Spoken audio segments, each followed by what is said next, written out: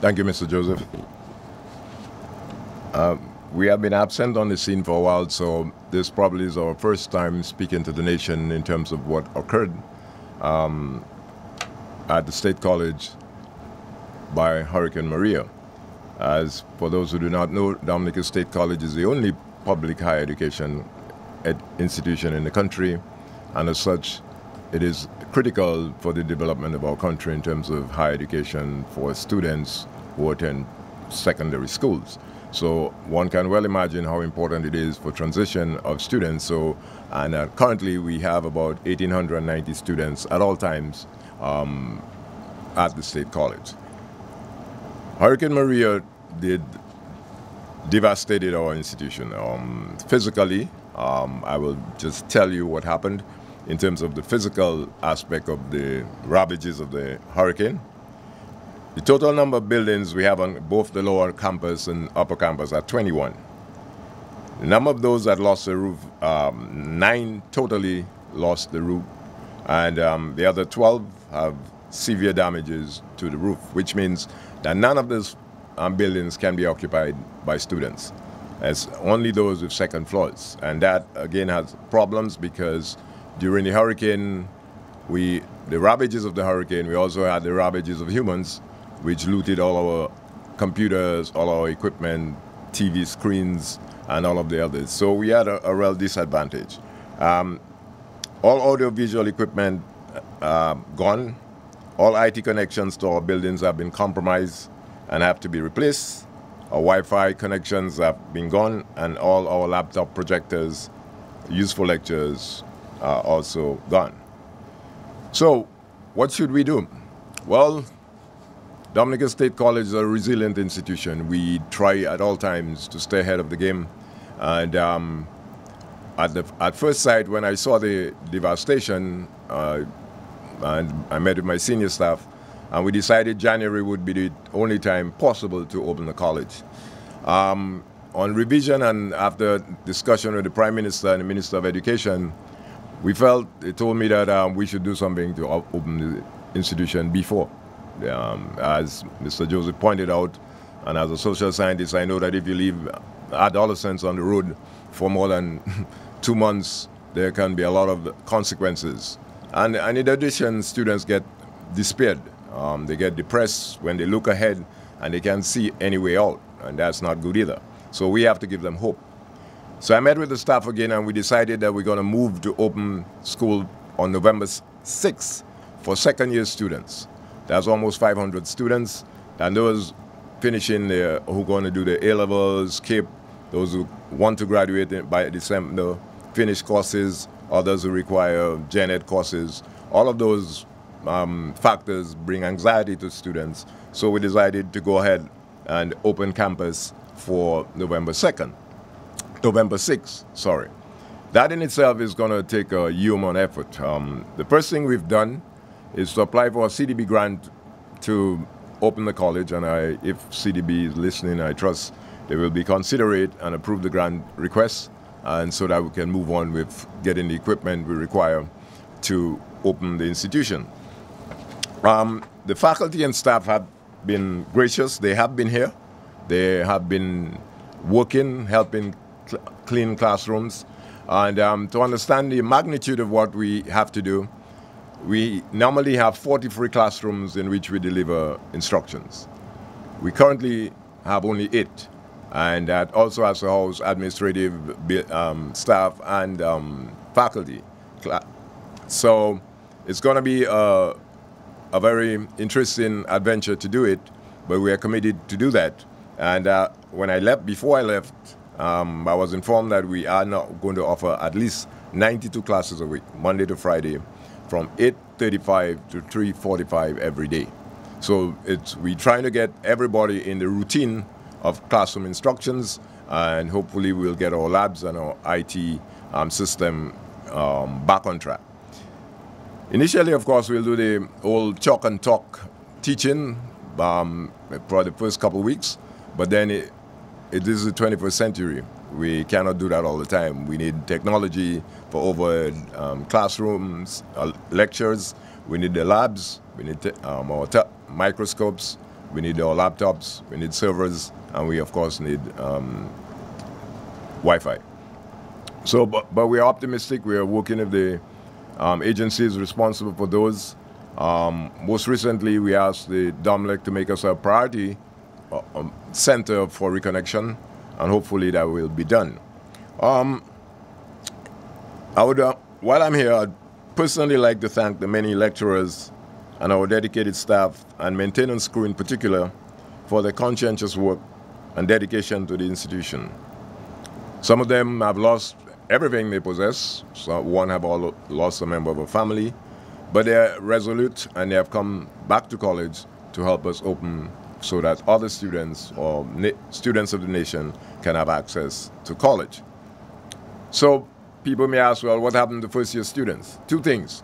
If there's a first-year students who want to come and do gen ed courses, they're free to do that on November 6th.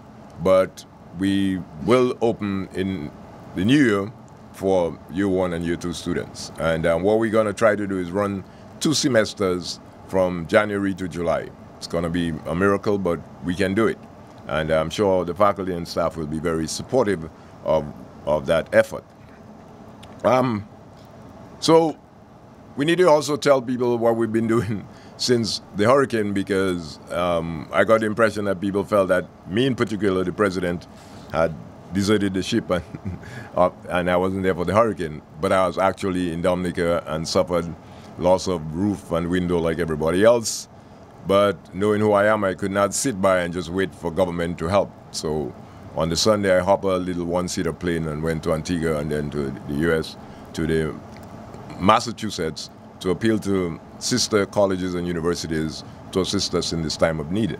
And my aim was to get ourselves linked to the fundraising mechanism, not only for the relief, because most of them pointed out that they were helping Houston, Florida, Puerto Rico, Virgin Islands, and Mexico earthquake at the time. So Dominica was 6 on the list. So we are optimistic that in the future, funds or assistance will roll in 2018, 2019, because the damages to our college is substantial. And relief efforts for this month or next month is not what we're looking for. We're actually looking long-term rebuilding. And so we are optimistic that down the line, universities will help us. We also teamed up with an organization in Boston called Boston for Dominica. It's an organization of Dominicans, young Dominicans, who have found a charitable organization for funding, for raising funds for relief. And they also have a what we call a 101(c), which is tax deductible licenses. So if people make donations to that institution in the United States, it's deductible. And we partnered with them through Bank of America. So institutions or individuals who want to make donations to our campus can do so through the Bank of America across the United States. Now, one of the things we had to do is figure out how we're going to offer courses and what courses are needed. And we've completed this, and currently what we plan to do on November 6th is offer 8 courses for health sciences in the Faculty of Health Sciences, 7 in the Faculty of Education, there's a small faculty, 22 in the Faculty of Applied Arts and Technology, and 55 in the Faculty of Arts and Sciences. As I indicated, students are asked to come from 8:30 to 3:45 for obvious reasons. For those who commute to the rural areas will require buses, so we don't want them to be in the city too late. And secondly, we do not believe that we will have electricity by November 6th, although we've taken the initiative to order a generator that can power the entire upper campus, and that should be there by Friday. Of course, we had to quit it because we have no funds, so we're on quitty. But we hopefully will get the grant, and that will take care of it. My responsibility is to make sure we have power, and so we've taken be proactive in getting that on board. We expect at least 500 second-year students, and One of the things we did to prepare, since we are a scientific organization, we wanted students to come and tell us if they're coming back. And people thought they were registering. That wasn't a registration. It was just A, to meet the students, see what happened to them, and B, to tell them, please come back, so we know they're coming back and prepare for X amount of students. That has been successful. The students came, and now we know who will be with us on November 6th. For students who are listening, some of the courses being offered is Math 105, 125, Math 115, Accounting 111, Chemistry 111, Geography 113, Bio 112, Business 1121, Physics 112, Mass Communication 111, Tourism 113, Physics, Econ 11, Math 121, Accounting 114, when you come on Tuesday, you can check the rest. This is just a sample of the courses that will be offered beginning next week. One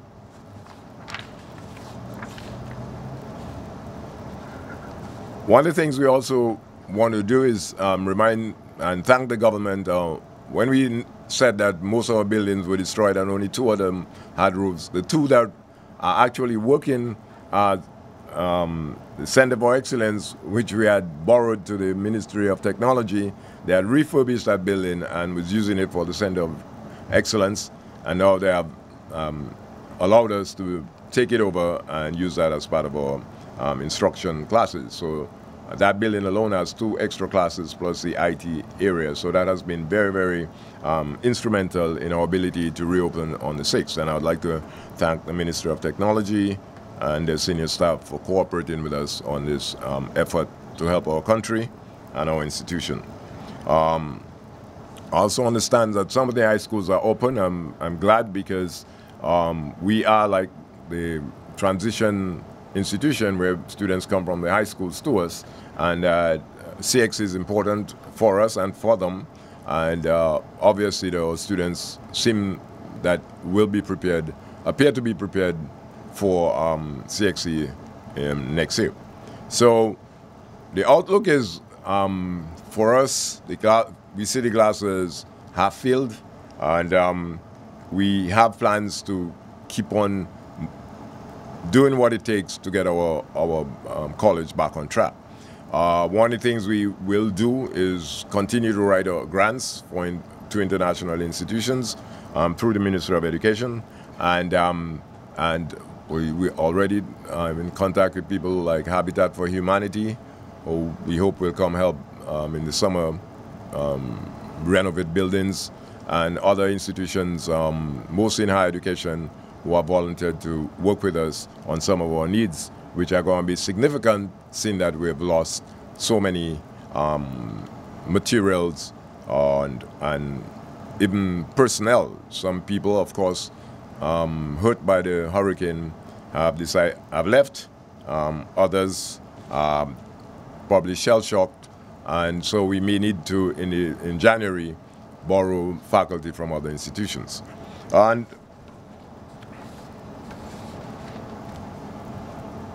one of the other difficulty for us is trying to, disaster of that magnitude has traumatized some of the students and faculty and staff. And today, beginning today, we have some socio-psychological counseling for both faculty and students, and that will continue throughout the first week. So I'm asking students, if they feel that they're not ready for class, feel free to talk to the counselors who will be available on those dates. At this point, that's where we are. To the people of Dominica, we want to tell them to be hopeful, to look forward to the students being educated.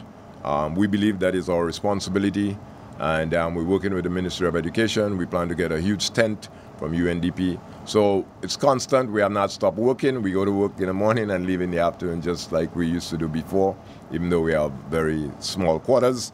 But that is the game. That is our goal. And certainly the people of the country can count on us to deliver higher education to the students.